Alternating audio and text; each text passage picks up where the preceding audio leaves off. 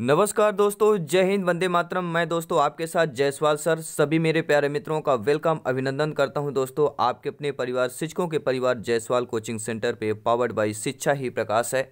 बात करेंगे Sanskrit model paper की। पहला मॉडल पेपर रिलीज हो रहा है आज की डेट में, और आप लोगों का सपोर्ट, आप लोगों का सहयोग मिलेगा, उम्मीद यही करते हैं दोस्तों। तो चलिए दोस्तों शुरू करेंगे। 30 महत्वपूर्ण क्वेश्चन रहेंगे आपके। गद्यांश पद्यांश से लिए गए ग्रामर के कुछ क्वेश्चन रहेंगे, पेडागॉजी के क्वेश्चन रहेंगे, यानी कंप्लीट तैयारी दोस्तों सिलेक्शन की है, 30 में 30 लाने की है। तो चलिए दोस्तों शुरू करते हैं। पहला प्रश्न आपकी स्क्रीन पर है कि वर्ण का अर्थ है पद, शब्द, अक्षर, वाक्य। और ये गारंटी के साथ कहता हूं, जो संस्कृत से डरते हैं, संस्कृत से भागते हैं, वो डर आज बिल्कुल खत्म होगा। ये ऐसे मॉडल पेपर है उन सभी के लिए जो संस्कृत में डरते हैं, संस्कृत में सोचते हैं हमें को बहुत कम आता है। बिल्कुल ये मॉडल पेपर देखेंगे, अच्छे तरीके से समझ जाएंगे। तो वर्ण का अर्थ क्या होता है? बहुत ही सिंपल आसान प्रश्न है। ये वर्ण का अर्थ क्या होता है सभी लोग जानते हैं। वर्ण मतलब हम बात करते हैं अक्षर की बात करते हैं। तो वर्ण का अर्थ क्या हो जाएगा? आप सभी लोग जानते हैं अक्षर हो जाएगा। और दूसरा प्रश्न है, स्वर के कितने भेद होते हैं? 2, 3, 4, 5। हम भेद की बात कर रहे हैं, हम प्रकार नहीं पूछ रहे हैं, हम स्वर के भेद की बात कर रहे हैं। तो स्वर के दोस्तों 3 भेद होते हैं। वह कौन कौन से हैं? एक होता है हैश, दीर्घ और प्लुप्त होता है।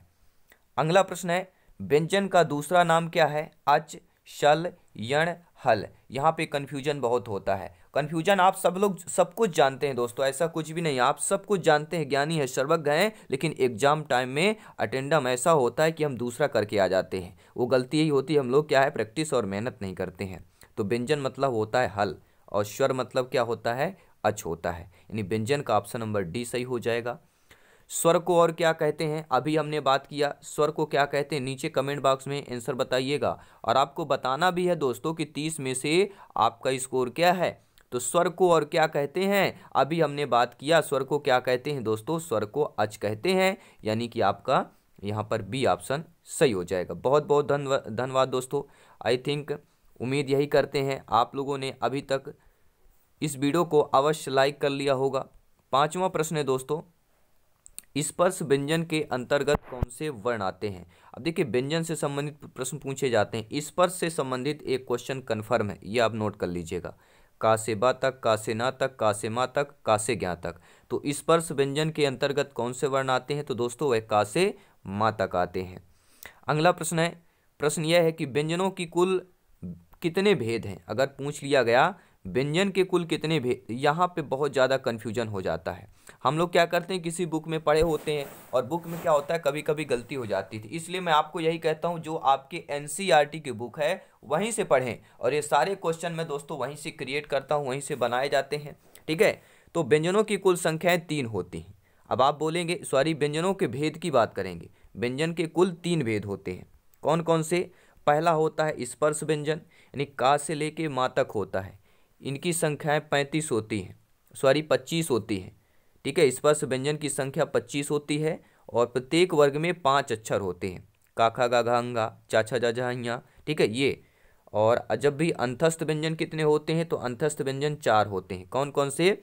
यारा लावा, ये हमारे अंतस्थ व्यंजन कहलाते हैं। और उस व्यंजन की बात करें, इनकी संख्या 4 होती है। सा, सा, साहा, ठीक है। तो उस व्यंजन हमारे कितनी हो जाते हैं? 4 हो जाते हैं। तो आपने पढ़ लिया 3 प्रकार के, ठीक है। और जो 2 होते हैं दोस्तों, वह होते हैं अनुस्वार। ये ध्यान दीजिएगा, अनुस्वार 2 होते हैं। पहला होता है विसर्ग, दूसरा होता है संयुक्त व्यंजन।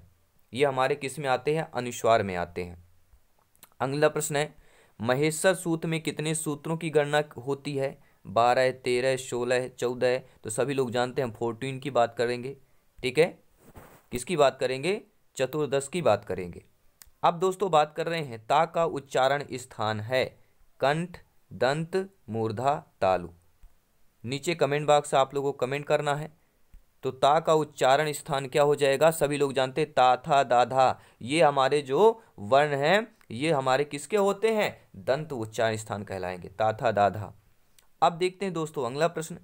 अब पूछा गया है, प्यारा सा प्रश्न है, ध्यान दीजिएगा। और प्यारा सा प्रश्न है, यानी कि सिलेक्शन इंपॉर्टेंट है। मेरे सभी प्यारे मित्रों का वेलकम, अभिनंदन है। जायसवाल सर हर एक शिक्षक बंधु का नमन करते हैं, वेलकम करते हैं, जिसका सपना है अध्यापक अध्यापिका बनना। और बात करेंगे इस प्रश्न की दोस्तों कि अंतस्थ के अंतर्गत कितने वर्ण सम्मिलित किए गए हैं। सा सा सा हा हा, यारा लावा।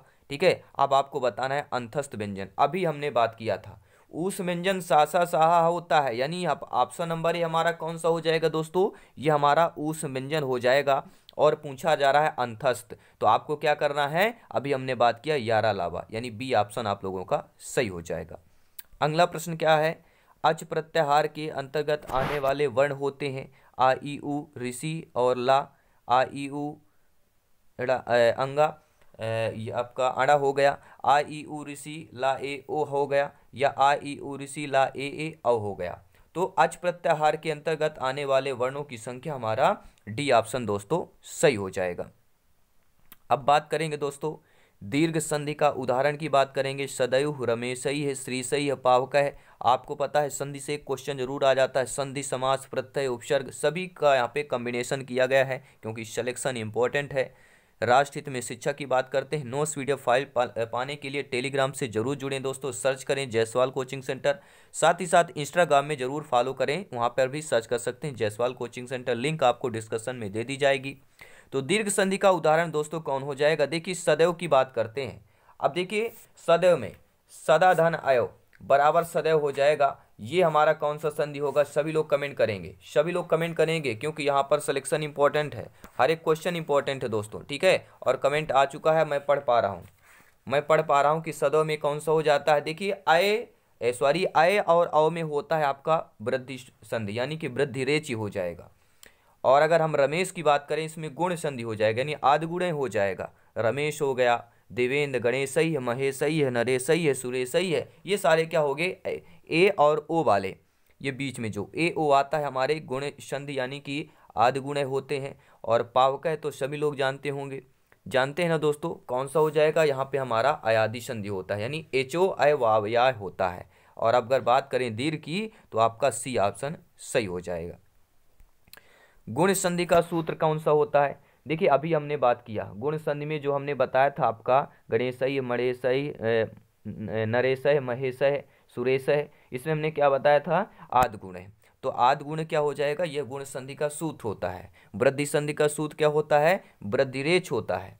अगर पूछ लिया गया आपका कि स्वर संधि का, तो यहाँ पे क्या होता है, दीर्घ संधि में अकह सर्वेण दीर्घ होता है, ये दीर्घ का होता है, ये वृद्धि का होता है। आदि गुण है गुण का होता है।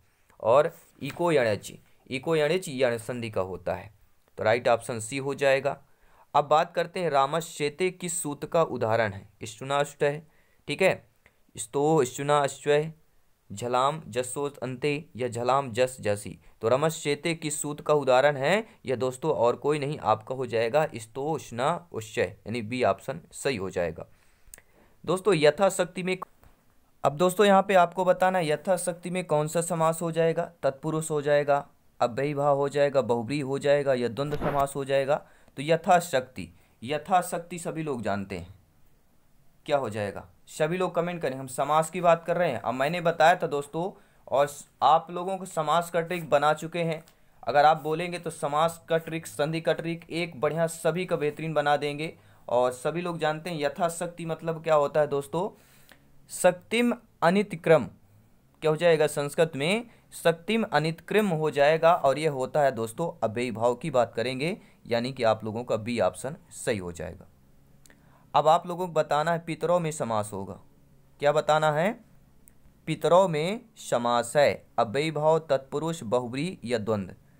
तो माता चा पिता चा सभी लोग जानते हैं, यहाँ पे जहाँ पर दोनों पद प्रधान होते हैं हमारा द्वंद्व समास हो जाता है। और अगर हम बात करें दोस्तों यहाँ पर कर्म कारक में कौन सी विभक्ति होती है, द्वितीया, तृतीया, चतुर्थी, पंचमी, सभी लोग जानते हैं कि कर्ता ने, ये होता है प्रथम, कर्ता ने कर्म को, ये हमारा कौन सी विभक्ति हो जाएगी, तो कर्ता प्रथमा और कर्म आपकी द्वितीय विभक्ति हो जाएगी। तो राइट ऑप्शन पहला ऑप्शन सही हो जाएगा। अगर बात करें दोस्तों पुत्रेण सह माता गच्छति, यहाँ रेखांकित पद में कौन सी विभक्ति है, तो पुत्रेण सह माता गच्छति में कौन सा हो जाएगा, पुत्रेण सह माता गच्छति। अब आपको बता रहे कौन सी विभक्ति हो जाएगी, तो यहाँ पर दोस्तों सभी लोग जानते हैं कि तृतीया विभक्ति हो जाएगी। कौन सी विभक्ति हो जाएगी दोस्तों? गच्छति, यहाँ पे तृतीया विभक्ति हो जाएगी। पुत्रेण सह माता गच्छति, कर्ता ने कर्म को करण से के द्वारा श्रम प्रदान के लिए, तो रेखांकित पद में विभक्ति पूछा गया तो यहाँ पे तृतीया विभक्ति हो जाएगी। और प्रश्न आ गया दोस्तों कि अहम पुस्तकम पठामि, क्या दिया गया है कि अहम पुस्तकम पठामि में कर्मवाच्य में परिवर्तित करना है। अब जो आपकी अहम पुस्तकम पठामि है, इसको दोस्तों हमें कर्मवाच्य में परिवर्तित करना है। आप लोग स्क्रीन पर देख पा रहे हैं, अहम पुस्तकम पठामि को कर्मवाच्य में परिवर्तित करें।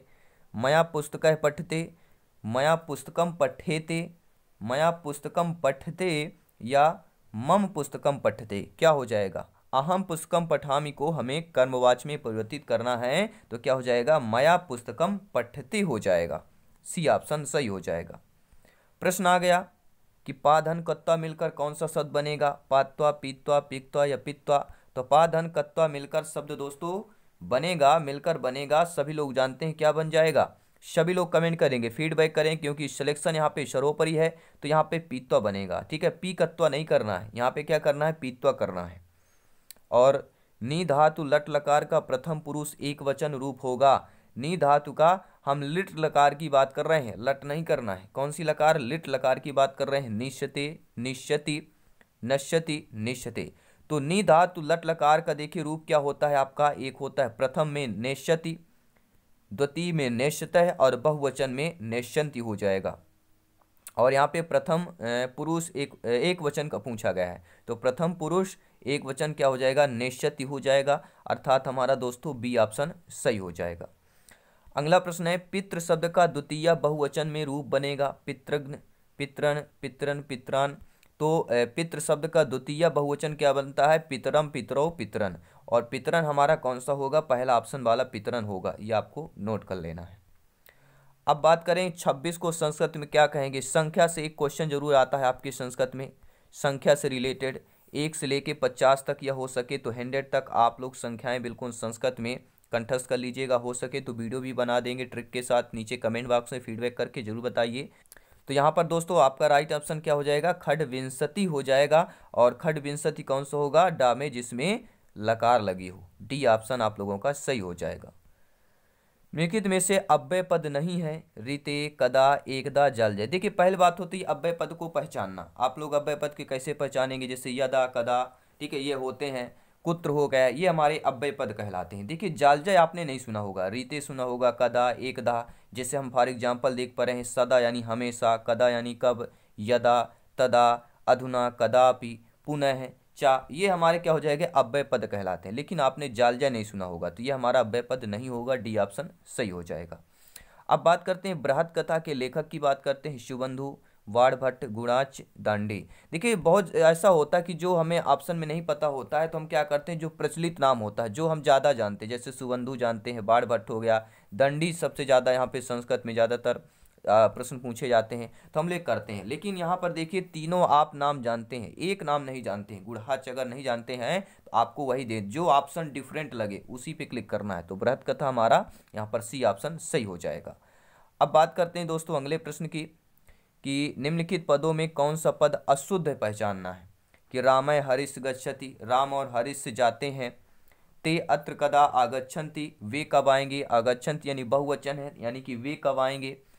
किम अहम पठामि, किम अहम यानी इसीलिए पठामि है क्योंकि अहम यानी कि हम हो जाएगा, और हम द्विवचन या बहुवचन में आएगा वैसे, यानी हम मतलब क्या होता है? हम बहुत लोग हो सकते। किम अहम पठानी, हम कब पढ़ेंगे? ठीक है, तो हम में 2, 3, 4, 6 लोग भी हो सकते हैं, तो हमारा बहुवचन में आ गया। लेकिन अयम एका बालिका आगच्छति, जो आगच्छति दिया है अयम एका बालिका, यानी कि एक बालिका वह स्वयं क्वेश्चन में ही है, और यहाँ पे आगच्छत दिखा हुआ है, तो ये हमारा क्या हो जाएगा? अशुद्ध शब्द हो जाएगा। अब बात करते हैं दोस्तों अगले प्रश्न की, कि किसका पर्यायवाची समूह सही नहीं है? अमृतम का त्रिदासरय, सुधा, अमी, बिल्कुल सही है। अश्व का घोटकह, वावह, वाजी। गंगा का मंदाकिनी, विष्णुपदी, भीष्म। कामदेव का स्कंदह, मयूर कुमार है। आप लोग बताइए नीचे कमेंट बॉक्स में किनका दोस्तों पर्यायवाची समूह यहाँ पे गलत है, आपको कमेंट बॉक्स में बताना है सही ऑप्शन क्या हो जाएगा। अगला प्रश्न है, उच्चारण कौशल से संबंधित नहीं है। अक्षर अव्यक्ति, गति है विराम, भावातिरेक। देखिए भावातिरेक मतलब होता है रुकना, यानी कि बहुत कम, यानी कि जिसे बोलते हैं भावातिरेक मतलब बोलते हैं बहुत कम या कि ना के बराबर। देखिए अक्षर अव्यक्ति होती है उच्चारण कौशल संबंधित, गति भी है विराम है, लेकिन भावातिरेक यहाँ पर आपका संबंधित नहीं हो जाएगा, यानी भावातिरेक मतलब होता है ना के बराबर। और ये बहुत ही इंपॉर्टेंट क्वेश्चन है। कौन सा क्वेश्चन है? 28 नंबर की बात कर रहा हूँ कि आगमन विधि का सही क्रम यानी कि सोपान का सही क्रम बताना है, यह प्रश्न पूछा जाता है। ठीक है, कि आगमन विधि सोपान ही है, क्रम है अस्ति, कौन सा सही क्रम है? निरीक्षण, उदाहरण, नियम निर्धारण परीक्षण, उदाहरण प्रस्ताव निरीक्षण, नियम निर्धारण परीक्षण, उदाहरण निरीक्षण, नियम निर्धारण परीक्षण, उदाहरण प्रस्ताव नियम निर्धारण परीक्षण, परीक्षण। ठीक है, निरीक्षण परीक्षण। तो क्या होगा? राइट ऑप्शन चूज करना है दोस्तों। जी हाँ, according to right option choose करेंगे, सिलेक्शन सर्वोपरि है।